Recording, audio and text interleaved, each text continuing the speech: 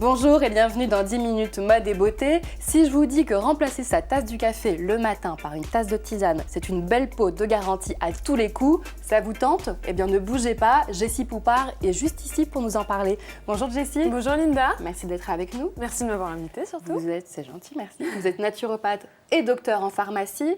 Est-ce que vous pouvez nous expliquer en quoi la tisane est-elle un vrai bon geste beauté? Oui, bien sûr. Alors déjà, rappelons ce qu'est une tisane. Qu'est-ce que c'est? Une tisane, c'est de l'eau chaude dans laquelle on a fait infuser des plantes fraîches ou sèches, quelques minutes. Donc l'eau chaude va permettre d'extraire les principes actifs de ces plantes. Donc ce sont les molécules actives qui vont avoir une action sur l'organisme. Donc il faut savoir que les tisanes ont toujours été utilisées par les médecines ancestrales. Ouais. Elles font partie des principaux remèdes et qu'il y a beaucoup de médicaments qui ont été créés à partir des plantes. Donc on va retrouver plein de plantes, donc il y en aura des drainantes, des amincissantes, des purifiantes, plein de vertus qui vont agir pour nettoyer et rééquilibrer l'organisme et qui vont nous offrir une belle peau et une belle silhouette. Et alors, comment ça agit encore en fait? Ça touche certains organes en particulier? Alors en fait, il existe une multitude de plantes. Chaque plante a sa spécificité. Donc elles vont agir sur les organes, mais elles vont agir aussi sur différentes fonctions, différents systèmes de l'organisme. Donc par exemple, déjà elles vont agir sur les 5 émonctoires principaux qui sont la peau, les reins, le foie, l'intestin et les poumons. Et elles vont agir aussi sur le système nerveux ou le système cardiovasculaire. D'accord. Alors si on veut avoir une belle peau tout le temps, qu'est-ce qu'il faut boire? Alors déjà, rappelons que l'état de la peau dépend vraiment de notre alimentation, de notre hygiène de vie, de notre état de stress. Donc voilà, déjà il va falloir aussi agir là-dessus. Mais bien évidemment que les tisanes vont avoir vraiment des vertus très intéressantes. Donc pour avoir un bel éclat de peau, on va déjà nettoyer l'organisme en profondeur. Donc pour cela, il va falloir s'occuper du foie. Donc le foie, il va falloir le détoxifier et ensuite l'aider à fonctionner. Le foie, c'est l'organe majeur de l'organisme. C'est lui qui va purifier le sang, qui va éliminer les toxines contenues dans le sang avec les reins. Donc pour cela, il faut vraiment l'aider à fonctionner parce que quand le foie est surchargé pour diverses raisons, il a tendance à moins bien fonctionner et à moins bien éliminer ces toxines. Et dans ce cas-là, c'est la peau qui prend le relais pour l'élimination des toxines. Ça, c'est pas bon. Et non, c'est pas beau parce que c'est là où on voit apparaître les imperfections, les boutons, le teint gris, enfin voilà. Donc, une petite phrase pour retenir, qui dit foie barbouillé, dit teint brouillé. Vous avez entendu? Voilà. Je retiens. Pour aider le foie, rien de mieux que le romarin. Le romarin, voilà. Alors, est-ce qu'on en a là? Elle est là, voilà, exactement. Okay. Romarin. Donc pourquoi? Parce que le romarin, déjà, il va détoxifier le foie, mais il va aussi l'aider.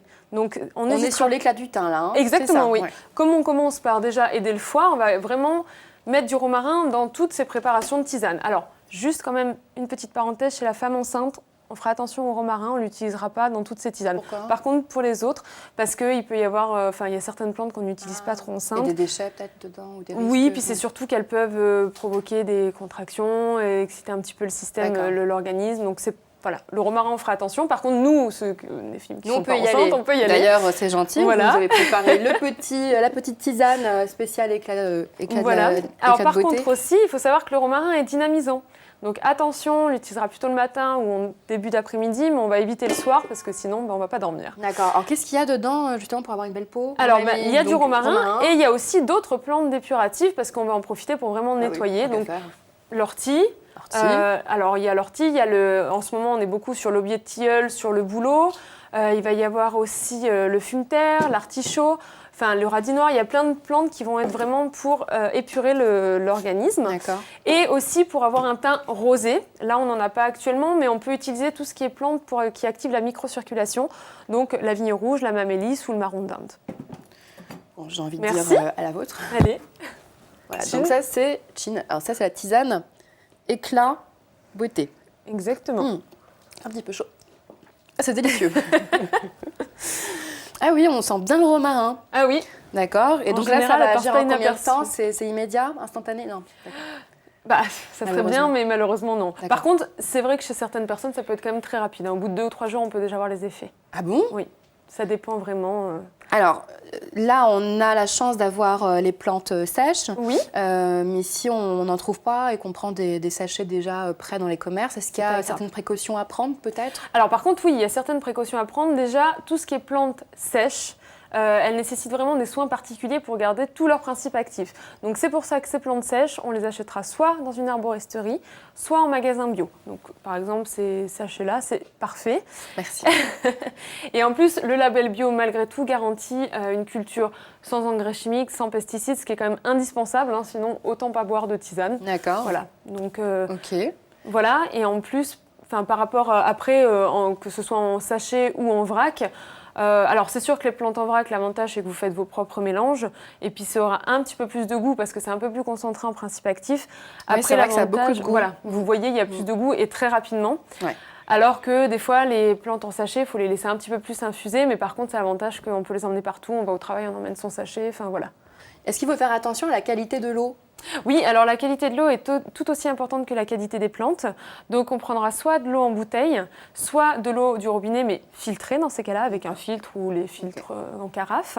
Et pour les eaux en bouteille, on prendra des eaux peu minéralisées, donc plutôt des eaux de source. Des eaux de source, très bien. Ok. Et si on veut bénéficier et récupérer tous les principes actifs, la température de l'eau, c'est important ? Oui. La température de l'eau, c'est pareil. Pour ne pas dénaturer les principes actifs, on ne va pas faire de l'eau bouillante. On fera de l'eau très chaude, à 70-80 degrés. Mais après, l'eau bouillante, on va vraiment la réserver pour les parties dures, donc pour les écorces ou pour les racines. Mais pour les feuilles et les fleurs, 70-80 degrés, c'est parfait. Et alors, à l'inverse, si on a une peau avec quelques imperfections, qu'est-ce que vous recommandez comme tisane ? Alors, pour vraiment les peaux qui ont tendance à avoir des boutons, ou les peaux acnéiques, on va utiliser plutôt des plantes assainissantes. Donc, il y a 2 types de plantes qui sont intéressantes. C'est soit la pensée sauvage, qui va réduire les toxines et vraiment purifier la peau, soit la bardane, qui va éliminer les imperfections et avoir une action sur la régulation du sébum, en fait. Voilà, c'est bien aussi pour les peaux qui ont tendance à briller, qui ont tendance à être trop grasses. Et on pourra aussi les associer avec de l'ortie, parce que l'ortie, elle a aussi ses avantages d'être dépurative, purifiante et de réguler le sébum. D'accord. Et est-ce qu'on doit se limiter à une certaine quantité de tisane par jour ? Oui, alors c'est pareil, hein, c'est plutôt la qualité de la plante qui va primer à la quantité. Donc 3 tasses par jour, c'est largement suffisant. C'est comme tout le reste, on n'est pas dans l'excès. D'accord, donc pas plus. Pas plus. Parce que sinon... 3 bonnes tasses, hein, par contre. Ouais. Et si on en boit plus, qu'est-ce qui se passe ? Après, c'est... On perd... Non, c'est plus par rapport au fait qu'il ne faut pas non plus... Par jour, on doit boire une certaine quantité d'eau, mais par contre, on ne doit pas dépasser non plus une quantité d'eau trop élevée, parce que sinon, ça fatigue les reins. Voilà. Ah oui, c'est ça. Donc, puis après, les tisanes, au levée de tisane, par exemple, qui sont drainantes, si on est en excès, on risque aussi d'éliminer tous les vitamines, les minéraux contenus dans le corps. Ce n'est pas non plus le but. Voilà. Ah oui, je n'étais pas au courant de ça. C'est intéressant. Voilà, c'est comme tout le reste, hein, il ne faut pas aller dans l'excès en fait. D'accord. Bon, vous ne buvez pas votre petite tisane éclat, parce qu'elle est très très bonne, très bien. Bon, j'espère que vous avez appris pas mal de choses grâce aux conseils de Jessie Poupart. Vous pouvez en retrouver d'autres sur son site internet. En attendant, je vous dis à très vite. Merci, ciao ciao.